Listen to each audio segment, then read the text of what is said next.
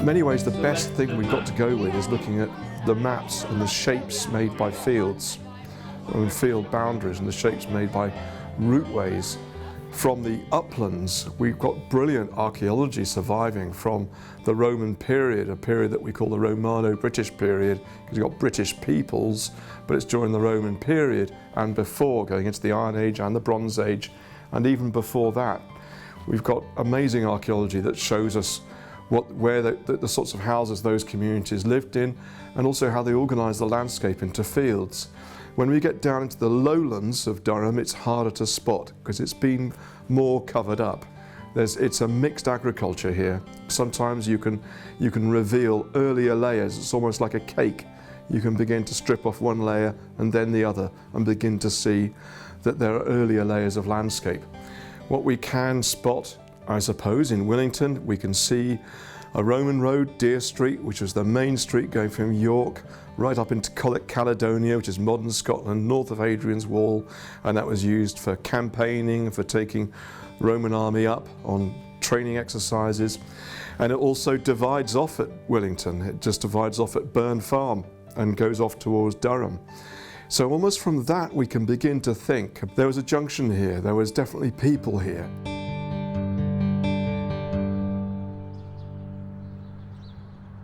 We know that people are living in different ways in dwellings, and probably the most common type of dwellings and places people are living in round here would be farmsteads. And in the 1830s, 1840s, Willington, there were less than 300 folk living here. And if we look at the map, we can see sometimes quite sort of long linear blocks, and those are often indicating where you might have farmsteads where people would be living at one end and the animals at the other, often with separate entrances, and we call those sort of linear farmsteads because that's the way they've developed. And then the bigger farms might have developed around yards. So at Willington, you can see Willington Old Hall, and you can see the way that it's developed around a yard in a very regular fashion.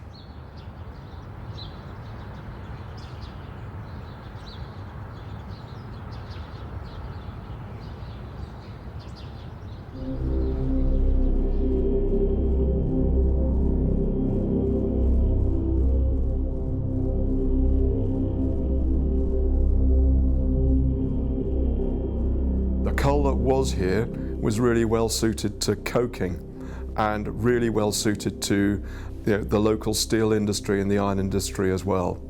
The steel industry developing a little bit later on, of course.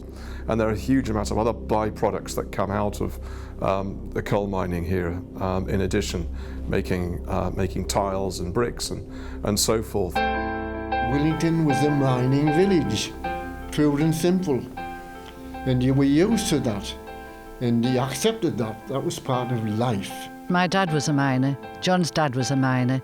My granddad on one side was a miner. The Willington mine was the big profit maker because the coal there was so good. So I can remember the miners coming home black. I've seen dust coming over in clouds, into Rosedale Terrace. If it was in that right art, it was terrible, filthy thing. But Dad was this tremendous thing. It was well known, Bransford Heap. When you were in the mines and you hung your washing out, if it rained, it was black because the dust, the soot and everything. One of the most amazing things about this part of the world is that you have some of the earliest railway lines in the world, if not the earliest railway lines in the world, are here. So it's railways, tramways, all taking the product from the coal mines to wharves along the river, rivers like the Wear, and down to the coast.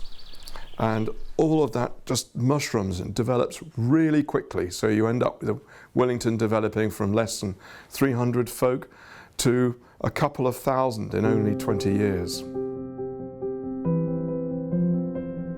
When I look back at Willington, in a sense, when I was just a young lad, sort of style, you could almost look at it as a Wild West town. On the pictures when you used to see these early Westerners, because there were so many pubs, and of course the type of work that was in the town, what with the mines and the brickyards and such as that, the pubs had to be there. It was natural. And it sort of had that resemblance, if you like. It was a sort of boom town. So coming into the village were all sorts of people who were needed to sustain a bigger community.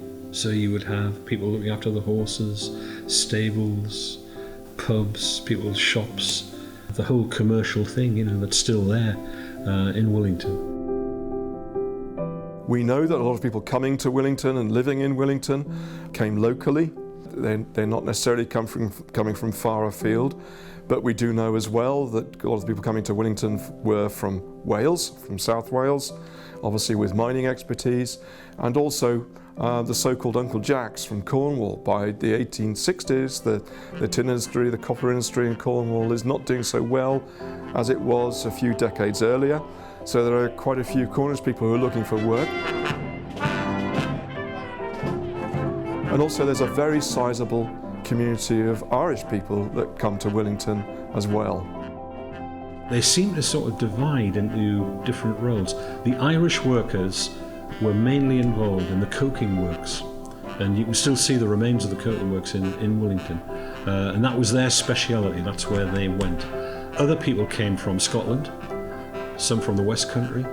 They moved in from all sorts of areas, and they tended to be, or they could be, almost like itinerant workers. They would move around. The people who sank the mines, they would come in, put the mine shaft down, and then move on, to another place. So it was a big mixture of people, I think.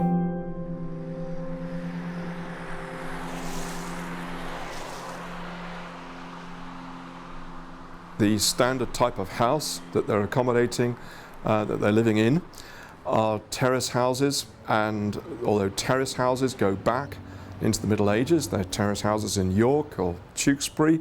They're often built as speculative developments by landowners back in the Middle Ages. And exactly the same thing happens here. The terrace houses are built, and many of them were built by the main company here, Straker and Love. At the mines you had lots of different sort of grades, types of miners and people working in the mines, from the really skilled workers on the coalface, to labourers, to people then who were officials and quite senior in the mine, who might be living in double-fronted houses with a central front door and windows either side. And different bits of Willington were housing different sorts of workers and different sorts of managers. We can see that just through looking around and looking at the types of houses.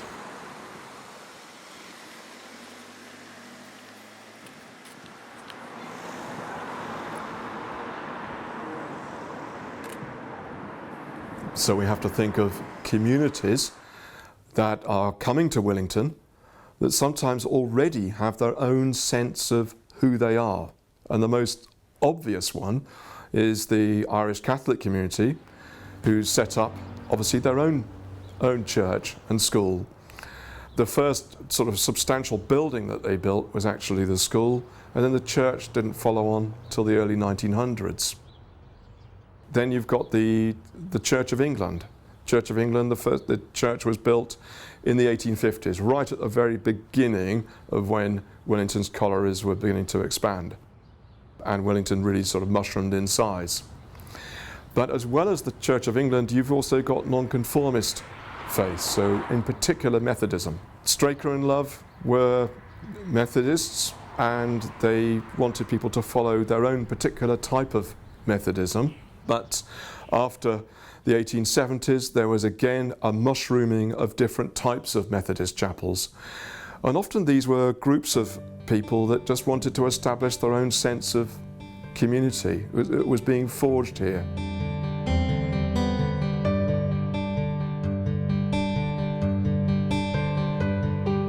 It wasn't all absolutely rosy. There were tensions between sometimes different members of the community. Between the wars, there's definitely a sense of Willington becoming Willington as a known, completely settled, established community. We have to really think of how recent it all is. It's really just mushroomed from virtually nothing so quickly. We had Jim Carner's, and they were fantastic. We used to have it along the lane at Headley's Field, and they were absolutely brilliant. We had dances on at the welfare hall to pick Miss Willington, and that was lovely. And everybody went, dances there, everybody went to them. We had youth clubs, we had women's guilds, we had things like that, you know. We had to go out and find something to do. We didn't just plug it in like they do nowadays. They can't find something to do nowadays. By the late 1800s, you've got the cricket club. By the early 1900s, you've got the football club and the football ground. Football ground is certainly established between the wars and may have an earlier, I know the club has an earlier history. These sorts of things are really important because people associated Willington with those sporting clubs. So you've got churches, you've then got sporting clubs. They didn't win every time they went to Wembley, but they won at Wembley, and my mum and dad went down with them. And I can remember being a little girl and all the buses left here. It was friendly. Very friendly and busy, and plenty of shops. Yes, you could buy everything you wanted in Willington Street. Out of Willington, there was plenty of shops that sold everything you could possibly want, yes. Commercial Street is where you have the shops, and it's almost all of the shops are focused in Commercial Street, and you have more than 100 businesses by the late 1800s, most of whom are there on that sort of main commercial strip. And Commercial Street seems to have got straightened out as a turnpike road probably quite a long time before the mines were built. From the very early 1900s, the new sort of housing that comes to Willington is often built by local authorities. We lived in Appleton Crescent, and they were council houses that had just been newly built, basically, and they were a heaven sent to mums, that working class people, that had no toilets. They were middens, as we used to call them, and such like, where they moved into a council house with an upstairs bathroom, hot water, and toilet inside as well, WC, and so it was heaven. These houses also are built on very different principles. Instead of being built in terrace rows, these houses are often planned in such a way that they're planned in crescents and loops on what we call garden city principles. So you've got the famous garden cities at Hampstead Garden Suburb and at Letchworth, for example, built in the end of the 1800s and the very beginning of the 1900s, which were hugely influential on the planning of estates designed by local authorities.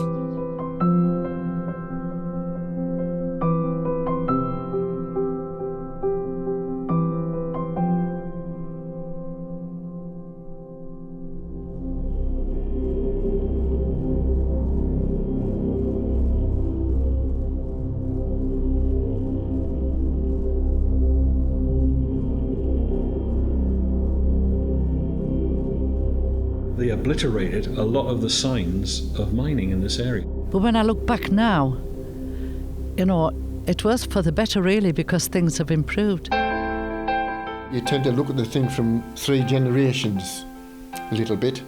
You look at the ones that have partly built that. The middle bit, you didn't build that, but you're aware of it. This next group are not associated with it at all. In other words, it means nothing to them. I think it's like I get 3 places there, stages in life, where 1, 2, 3, and at the end of the day, the third one sees the betterment of it, sees a more attractive place in a sense, even if the industry's gone. The trouble is the industry keeps the place alive. We came through it, we actually survived it, and we're still here, and I think there's a pride in that as well. Durham County is making plans for what's going to happen after some of these pits close down.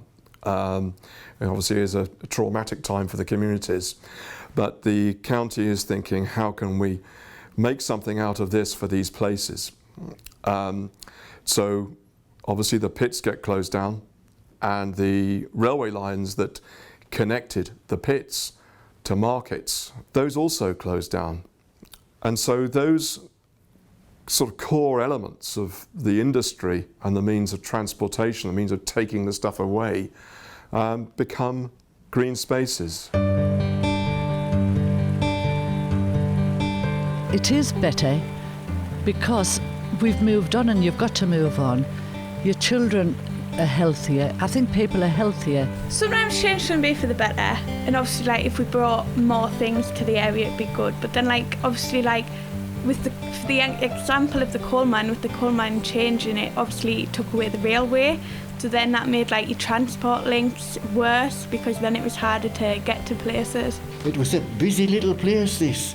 So when that died, it died, in a sense. You felt that. The youngsters wouldn't, because they weren't aware of the other. It was you that was aware of the other, and that's when it died to a certain extent. But you couldn't help but what to say. Was it for the better? At the end of the day, you had to say yes, I suppose. But at that particular time, it was just something chopped out of your life that you'd been so used to. It could have been done much less brutally, but we're not very good at that in this country. You know, we just close things down and we just throw the key away and we ignore people. And of course it had a terrible impact on Willington. You look around you and you see just loads of hills, and there's all the nice farms and all the walks and like all the heritage, because like it's a part of us that we had the mines, and like you could do like many of the walks in this area of the walks where the railways used to be. So that's quite nice, as it's in the fact of where things used to be in the past but have changed over time.